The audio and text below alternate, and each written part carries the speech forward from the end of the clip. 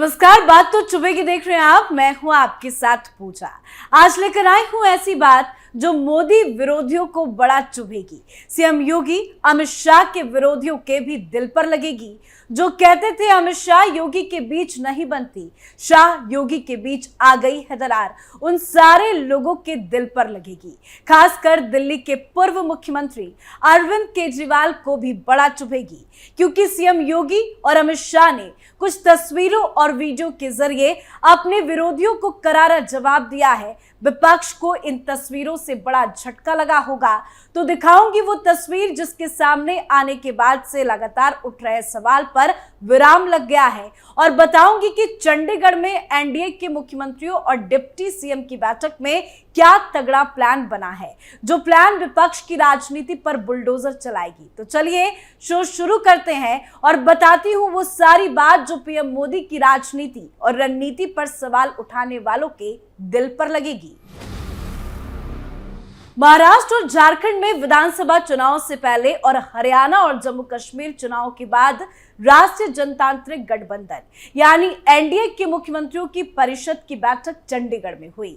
NDA के मुख्यमंत्री और डिप्टी सीएम की बैठक में खुद पीएम मोदी ने इसकी अध्यक्षता की। इस बैठक में प्रधानमंत्री नरेंद्र मोदी और केंद्रीय मंत्री अमित शाह, राजनाथ सिंह और जेपी नड्डा के अलावा आंध्र प्रदेश के मुख्यमंत्री एन चंद्रबाबू नायडू, उप मुख्यमंत्री पवन कल्याण, महाराष्ट्र के मुख्यमंत्री एकनाथ शिंदे, दो उप मुख्यमंत्री देवेंद्र फडणवीस और अजीत पवार, गुजरात के मुख्यमंत्री भूपेंद्र पटेल, उत्तर प्रदेश के मुख्यमंत्री योगी आदित्यनाथ और गोवा के मुख्यमंत्री प्रमोद सावंत भी मौजूद थे।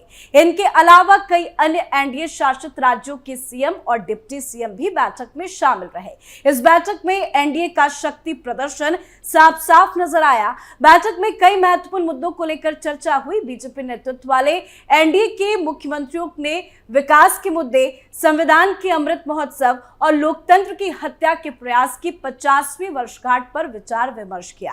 बैठक में कई ऐसी रणनीति बनाई गई जो विपक्षी पार्टियों के लिए बड़ा झटका देने वाला है। पर इस बैठक से कुछ तस्वीरें भी आई जिसकी चर्चा चारों तरफ हो रही है, और वो तस्वीर है यूपी के सीएम योगी आदित्यनाथ और अमित शाह के बीच की। तो तस्वीरें आपको दिखाते हैं। एनडीए के मुख्यमंत्रियों की बैठक से पहले हरियाणा में सैनी सरकार का शपथ ग्रहण हुआ था, जिसमें तमाम बड़े नेता पहुंचे थे। इस कार्यक्रम की कई तस्वीर सामने आई, पर सबसे ज्यादा किसी तस्वीर ने ध्यान खींचा तो वो था सीएम योगी और अमित शाह के बीच की तस्वीर। इन तस्वीरों के जरिए अमित शाह और सीएम योगी के बीच खास बॉन्डिंग नजर आ रही है, और ये एक तस्वीर काफी संदेश भी दे रही है। तो पहले आपको अरविंद केजरीवाल का एक बयान सुनाते हैं, फिर आगे बताएंगे कि विपक्ष को ये तस्वीर आखिर क्यों चुभ रही है। अगर ये चुनाव जीत गए, इन्होंने बीजेपी का एक नेता नहीं छोड़ा। आडवाणी जी की राजनीति खत्म कर दी इन्होंने, मुरली मनोहर जोशी की राजनीति खत्म कर दी। शिवराज सिंह चौहान जिसने मध्य प्रदेश का चुनाव जीत के दिया इन लोगों ने, उसको मुख्यमंत्री नहीं बनाया, उसकी राजनीति। वसुंधरा राजे की राजनीति खत्म कर दी इन्होंने, खट्टर साहब की राजनीति खत्म कर दी, डॉक्टर रमन सिंह की राजनीति खत्म कर दी। अब अगला किसका नंबर है?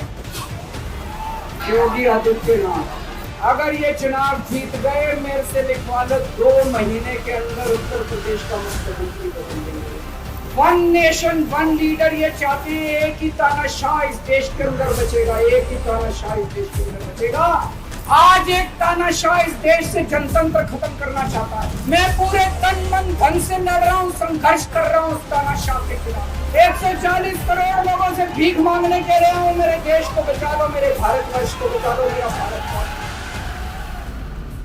तो सुना आपने केजरीवाल क्या कह रहे हैं। केजरीवाल चीख चीख कर चिल्लाते और कहते नजर आए थे कि योगी को टारगेट किया जा रहा है। केजरीवाल ने कहा था कि योगी अमित शाह में कुछ भी नहीं बनती, लोकसभा चुनाव में इनकी सरकार बनते ही योगी को 2 महीने में हटा दिया जाएगा। अरविंद केजरीवाल ने यह भी कहा था कि इस चुनाव में मोदी जी अपने लिए नहीं अमित शाह के लिए वोट मांग रहे हैं। ये जीत गए तो योगी को 2 से 3 महीने के भीतर सीएम पद से हटा दिया जाएगा। साथ ही कई उल जलूल बयान केजरीवाल की तरफ से सामने आया था। बकायदा आम आदमी पार्टी के सोशल मीडिया हैंडल से ट्वीट भी किया गया था, जिसमें केजरीवाल के बयान के साथ लिखा था, मोदी शाह की हिट लिस्ट में अगला शिकार कौन। अगर ये मोदी अमित शाह चुनाव जीत गए तो मुझसे लिखवा लो, ये 2 महीने में उत्तर प्रदेश का मुख्यमंत्री योगी बदल देंगे। साथ ही अरविंद केजरीवाल को टैग भी किया गया था। केजरीवाल ने काफी माहौल बनाने की कोशिश की थी, यहां तक कि पीएम मोदी के संन्यास को लेकर भी काफी बार जिक्र किया था। पर हुआ क्या, बीजेपी लोकसभा का चुनाव भी जीती और योगी जी और बहुत ज्यादा मजबूत भी हुए। और ये तो तस्वीर अमित शाह योगी के बीच की बॉन्डिंग को लेकर दर्शाती है। वो 100 सवालों का एक जवाब है। इस तस्वीर ने सबकी बोलती को भी बंद कर दिया है। जो अमित शाह पर, सीएम योगी पर, पीएम मोदी पर सवाल खड़े करते थे, उन सारे सवालों का जवाब सिर्फ एक तस्वीर से मिल गया है। ना जाने क्या क्या अफवाह और झूठ जनता के सामने परोसा गया। अब तस्वीर आई है तो जनता भी मजे ले रही है। कुछ सोशल मीडिया के ट्वीट्स आपको दिखाते हैं। देखिए, ओसियन जैन नाम की प्रोफाइल से योगी शाह की तस्वीर के साथ लिखा गया कि योगी शाह में दरार, अमित शाह और योगी जी की नहीं बनती। मतलब लोग फुल मजे ले रहे हैं। एक और ट्वीट देखिए जो अविनाश जैन की प्रोफाइल से किया गया, जिसमें लिखा है, योगी शाह में दरार, अमित शाह और योगी जी की नहीं बनती। एक रहेंगे, नेक रहेंगे, गूंजे नया तराना। शाह योगी के राज के प्रतिद्वंदियों को चुनौती देने के लिए आगे बढ़ा रहे हैं। दिल्ली प्रॉक्सी के जरिए यूपी को चला रही है। चेहरे पर मुस्कान और साफ केमिस्ट्री सब कुछ बयान करती है। एकजुट, एक साथ, वाकई में तस्वीर तो काफी संदेश दे रही है। एक नवनीत मिश्रा की प्रोफाइल से भी लिखा गया, गृह मंत्री अमित शाह और सीएम योगी जी किसी बात पर। तो वहीं प्रभाकर सिंह परिहार की तरफ से एक ट्वीट में लिखा गया, अमित शाह और योगी जी की नहीं बनती। यहां सीएम काउंसिल में दोनों साथ खड़े होकर बराबर बात कर रहे हैं। शायद अमित शाह जी पूछ रहे होंगे, आज तो रहने देते योगी जी। तो वहीं एक आखिरी ट्वीट भी आपको दिखा देते हैं जो सोनी नाम की किसी महिला ने किया है, जिसमें लिखा है कि अमित शाह और योगी जी की नहीं बनती। यहां सीएम काउंसिल में दोनों साथ खड़े होकर बराबर बात कर रहे हैं। शायद अमित शाह जी पूछ रहे होंगे, आज तो रहने देते योगी जी। योगी जी कह रहे होंगे, अरे दंगाई, सीधे सत्ता को चुनौती दे दिए थे, अमित शाह जी नहीं बख्शेंगे। तो ऐसे एक नहीं, कई सारे सोशल मीडिया में ट्वीट हैं। लोग काफी ज्यादा मजे भी ले रहे हैं। लोगों ने भर भर कर सवाल उठाने वालों पर निशाना साधा है और सीएम योगी और अमित शाह ने मिलकर विरोधियों को करारा जवाब भी दे दिया है। अब आपको चंडीगढ़ में हुई इस बैठक की कुछ डिटेल्स भी बता देते हैं। इस बैठक को लेकर पीएम मोदी ने सोशल मीडिया पोस्ट में लिखा कि एनडीए के मुख्यमंत्रियों और उप मुख्यमंत्रियों की बैठक की अध्यक्षता की। हमने सुशासन के पहलुओं और लोगों के जीवन को बेहतर बनाने के तरीकों पर व्यापक चर्चा की। हमारा गठबंधन राष्ट्रीय प्रगति को आगे बढ़ाने और गरीबों और वंचितों को सशक्त बनाने के लिए प्रतिबद्ध है। तो पीएम मोदी ने इस मीटिंग में एनडीए की मजबूती पर जोर दिया और पार्टी नेताओं से कहा कि अलग अलग विषयों पर एक आवाज में बोले। मुख्यमंत्री और उप मुख्यमंत्रियों की बैठक साल में कम से कम 2 बार हो। संविधान के मूल्यों को मजबूत करने की जरूरत है और संविधान के 75 वर्ष होने पर विभिन्न कार्यक्रम आयोजित किए जाए।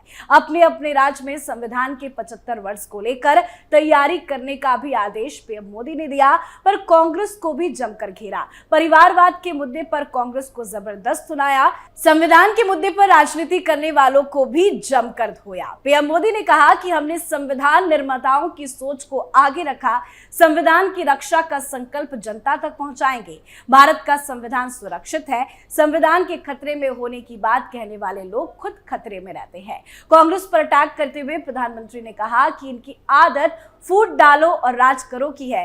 पीएम मोदी ने पूर्व प्रधानमंत्री इंदिरा गांधी का भी जिक्र किया। उन्होंने कहा कि आपातकाल लगाकर और राजीव गांधी शाहबानो मामले में संविधान को कुचलने का काम किया गया। इतना ही नहीं, प्रधानमंत्री मोदी ने कांग्रेस को तमाम मुद्दों पर जमकर घेरा। आर्टिकल 370 समेत कई मुद्दों का जिक्र किया। इस दौरान प्रधानमंत्री ने एनडीए कुनबे को एकजुट रहने का क्लियर मैसेज भी दिया।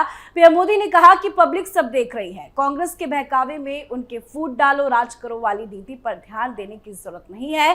हरियाणा चुनाव का जिक्र करते हुए पीएम मोदी ने कहा कि कांग्रेस ने इस चुनाव में बहुत गुमराह करने की कोशिश की, लेकिन भारतीय जनता पार्टी को लोगों ने समर्थन किया।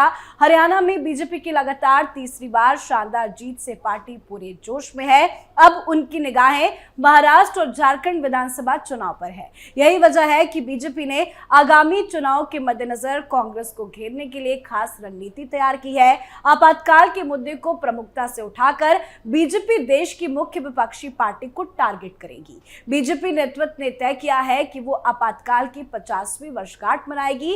कैसे कांग्रेस ने संविधान की धज्जियां उड़ाई, उसे लोगों के बीच में लेकर जाएगी। तो इस मीटिंग में कई सारी रणनीति बनाई गई है जो विपक्षी पार्टियों के लिए करारा झटका है और विपक्ष के लिए आगे का चुनाव और मुश्किलों वाला होता नजर आ रहा है, क्योंकि इस मीटिंग के जरिए जो प्लान तैयार किया गया है वो प्लान विपक्ष की राजनीति को चौपट करने वाला है और मोदी शाह ने मिलकर विपक्ष को और ज्यादा करारा तमाचा जड़ दिया है। तो इस पर आप अपनी राय कमेंट्स कर लिखें। देखते रहिए कैपिटल टीवी। नमस्कार।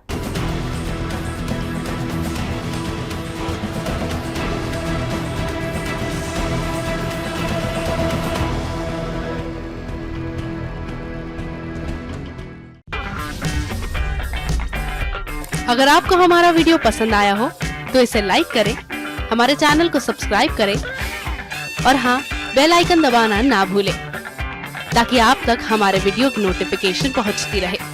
आप अपना सुझाव हमें कमेंट बॉक्स में दे सकते हैं। हमारे साथ जुड़ने के लिए शुक्रिया।